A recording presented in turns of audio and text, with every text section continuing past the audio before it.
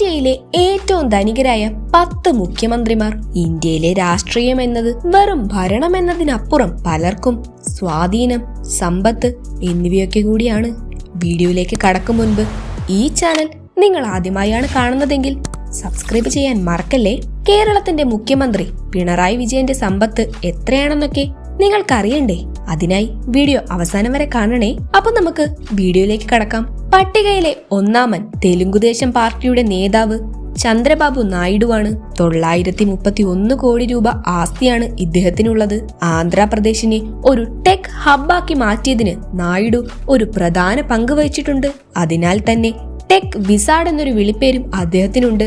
പ്രതിപക്ഷത്തിലിരിക്കുമ്പോൾ അഴിമതി ആരോപണങ്ങളിൽ അദ്ദേഹം ജയിലിലടയ്ക്കപ്പെട്ടിട്ടുണ്ട്.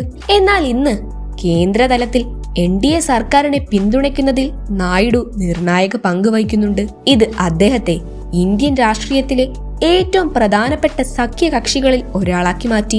രണ്ടാം സ്ഥാനത്ത് അരുണാചൽ പ്രദേശിലെ BJPയുടെ മുഖ്യമന്ത്രിയായ പെമ ഖണ്ഡുവാണ്. 332 കോടി രൂപയാണ് ഇദ്ദേഹത്തിന്റെ ആസ്തി. ശാന്തതയോടെയും തന്ത്രപരമായും നേതൃത്വം നൽകിയതിന് പേരുകേട്ട ഖണ്ഡു കോൺഗ്രസിൽ നിന്ന് BJPയിലേക്ക് മാറി. അതിനുശേഷം വടക്കുകിഴക്കൻ മേഖലയിലെ ഒരു പ്രധാന നേതാവായി മാറുകയായിരുന്നു.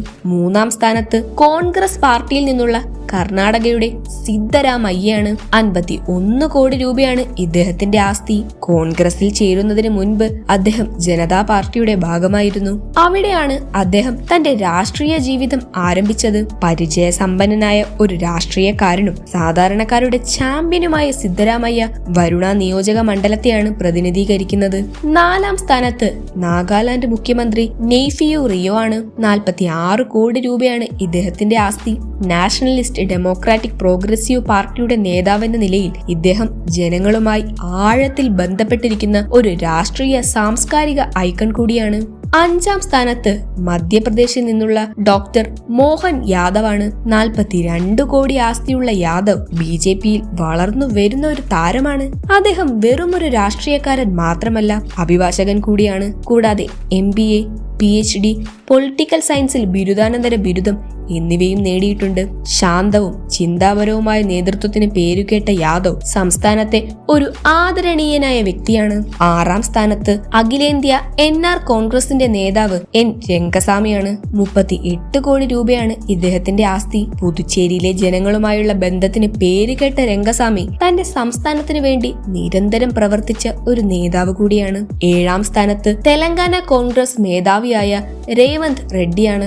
അദ്ദേഹത്തിന്റെ ആസ്തി 30 കോടി രൂപയാണ്. തെലങ്കാനയിൽ കോൺഗ്രസ് പാർട്ടിയെ ഒന്നുമില്ലായ്മയിൽ നിന്ന് അധികാരത്തിൽ എത്തിച്ചതിൽ രേവന്ത് റെഡ്ഡി ഒരു വലിയ പങ്ക് വഹിച്ചിട്ടുണ്ട്. അദ്ദേഹത്തിന്റെ ധീരമായ പ്രവർത്തികൾ കോൺഗ്രസിനെ സംസ്ഥാനത്ത് ശക്തമായ ഒരു സ്ഥാനത്തിൽ എത്തിക്കാൻ സഹായിച്ചിട്ടുണ്ട്. എട്ടാം സ്ഥാനത്ത് 25 കോടി രൂപയുടെ ആസ്തിയുള്ള ജാർഖണ്ഡ് മുഖ്യമന്ത്രി ഹേമന്ത് സോറനാണ്. ജാർഖണ്ഡ് മുക്തി മോർച്ച നയിക്കുന്ന സോറൻ ലോക്സഭാ തിരഞ്ഞെടുപ്പിൽ അഴിമതി ആരോപണങ്ങൾ നേരിട്ടിട്ടുണ്ട്. ഈ ആരോപണങ്ങൾക്കിടെ അദ്ദേഹം കുറച്ചുകാലം ജയിലിൽ അടയ്ക്കപ്പെട്ടു.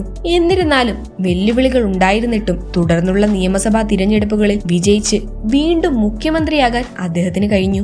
ഒൻപതാം സ്ഥാനത്ത് ആസാമിന്റെ മുഖ്യമന്ത്രിയും BJPയുടെ മികച്ച തന്ത്രജ്ഞനുമായ ഹിമന്ത ബിശ്വ ശർമ്മയാണ്. 17 കോടി രൂപയാണ് അദ്ദേഹത്തിന്റെ ആസ്തി. മൂർച്ചയുള്ള രാഷ്ട്രീയ വളർച്ചയ്ക്ക് പേരുകേട്ട ശർമ്മ വടക്കുകിഴക്കൻ മേഖലയിലെ BJPയുടെ ആധിപത്യത്തിൽ നിർണായക പങ്ക് വഹിച്ചിട്ടുണ്ട്. തുടക്കത്തിൽ കോൺഗ്രസ് നേതാവായിരുന്ന അദ്ദേഹം BJPയിലേക്ക് മാറി പാർട്ടിയുടെ വിജയത്തിൽ ഒരു പ്രധാന നാഴികക്കല്ലാവുകയായിരുന്നു. 10ാം സ്ഥാനത്ത് നാഷണൽ പീപ്പിൾസ് പാർട്ടിയിൽ നിന്നുള്ള കോൺറാഡ് കോങ്കൽ സാങ്മയാണ്. 14 കോടി രൂപ ആസ്തിയുള്ള അദ്ദേഹം മേഘാലയ മുഖ്യമന്ത്രി എന്ന നിലയിൽ ഒരു യുവ നേതാവായി പേരെടുത്തിട്ടുണ്ട്. ഇനി പട്ടികയിൽ ഇടം പിടിക്കാത്ത നമ്മുടെ കേരള മുഖ്യമന്ത്രി പിണറായി വിജയനെ കുറിച്ച് നോക്കാം. അദ്ദേഹത്തിന്റെ ആകെ ആസ്തി വെറും 1 കോടി രൂപ മാത്രമാണ്. ഇത് ഇന്ത്യയിലെ ഏറ്റവും കുറഞ്ഞ സമ്പന്നരായ മൂന്നാമത്തെ മുഖ്യമന്ത്രിയായി അദ്ദേഹത്തെ മാറ്റുന്നു. അപ്പോൾ ഇതൊക്കെയാണ് ഇന്ത്യയിലെ സമ്പന്നരായ ടോപ്പ് 10 മുഖ്യമന്ത്രിമാർ. പാരമ്പര്യത്തിലൂടെയും വിവിധ ബിസിനസ്സിലൂടെയും തന്ത്രപരമായ സഖ്യങ്ങളിലൂടെയും തങ്ങളുടെ സമ്പത്ത് കെട്ടിപ്പടുത്തവരാണ് ഇവരെല്ലാം തന്നെ. വീഡിയോ ഇഷ്ടമായെങ്കിൽ ലൈക്ക് ചെയ്യാനും ഷെയർ ചെയ്യാനും കമന്റ് ചെയ്യാനും മറക്കല്ലേ. ഇതുപോലുള്ള ഇൻട്രസ്റ്റിംഗ് വീഡിയോകൾക്കായി ചാനൽ ഇപ്പോൾ തന്നെ സബ്സ്ക്രൈബ് ചെയ്യൂ. അടുത്തൊരു വീഡിയോയുമായി വീണ്ടും കാണാം. Good bye.